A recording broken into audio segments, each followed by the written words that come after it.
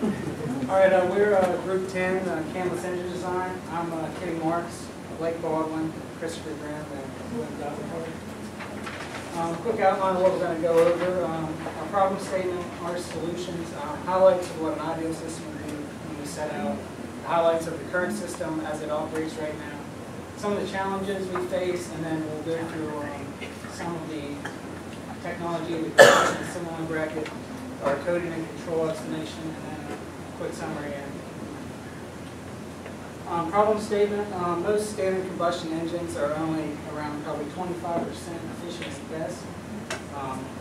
This leads to inefficiency for lower fuel, more pollution, and less power from the engine. Our solution is to design and build a prototype Canvas engine and a control system, and also a data feedback system. Our design implemented using electromagnetic solenoids, which will replace the camshaft. And Canvas engines have already been theoretically proven to be more efficient.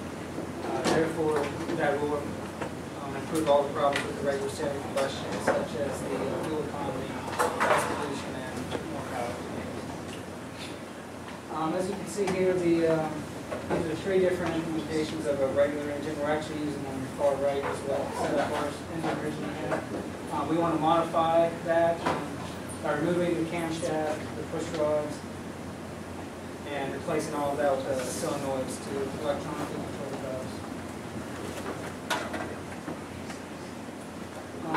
Some of the highlights of an ideal system, we remove all of the internal parts that are associated with the camshaft. That includes the camshaft itself, the rod rods, and push rods. And hopefully that will improve the efficiency of the engine 25 to 35%. The solenoids will be used to control the valve train. And then we'll be able to use those electronically to vary the characteristics of the engine.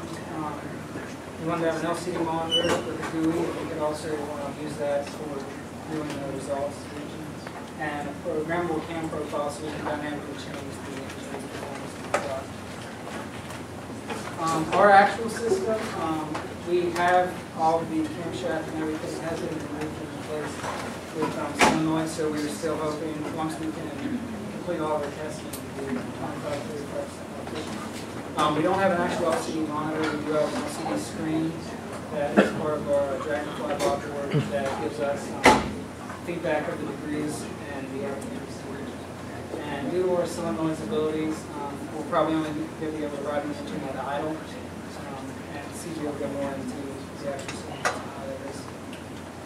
Alright, we had a bunch of challenges when it came to our project. The first original problem was we had a lawnmower engine, which was bigger in size, but the problem was to be able to electronically power the valves, we would have to get custom solenoids, and they are quite expensive. So what we did, we had to buy a new engine. Pretty much it's a little Edgel for lawn. We're using that engine, which is much smaller, so we could use smaller solenoids.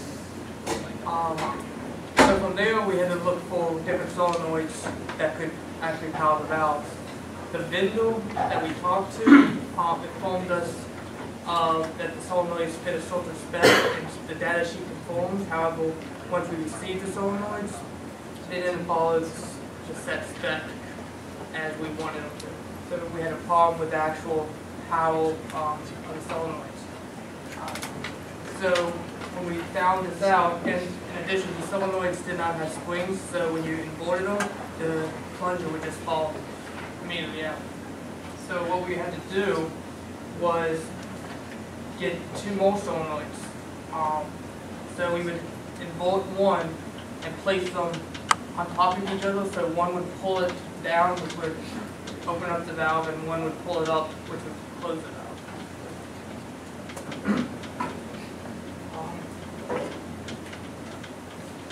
Due to the main problem with the engine was the size of the engine. It was very small compared to our other engine, which causes the valves to be very close to each other.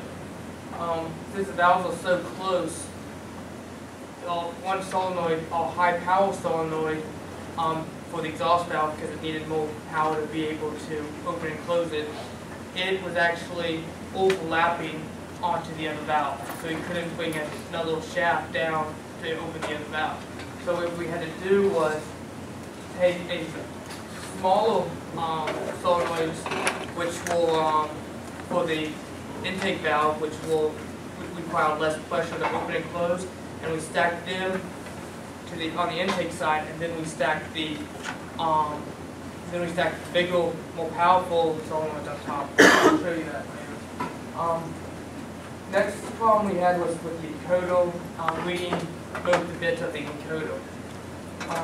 We were using the Dragonfly bot board, and the problem was with the SPI port.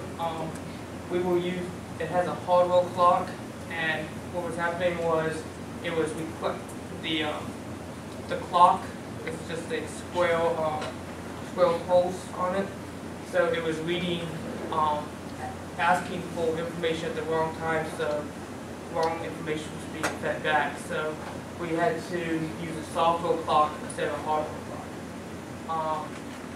Then we had difficulty with the ignitions on this small engine. There was a magneto on the camshaft, so that when the solenoids are at top dead center, it will fire the spark plug, which will ignite the air fuel mixture. The problem was when we removed the camshaft, we removed the magneto. So we had two solutions. One was to electronically ignite the spark plug, which is a problem because spark plugs would drop thousands of volts, so we would have to deal with that. The solution we actually use is we're going to take the lobes off the camshaft and just use the shaft for the magneto. So the magneto is still the spark plug, but the cams aren't, the actual lobes of the cam aren't running the valve.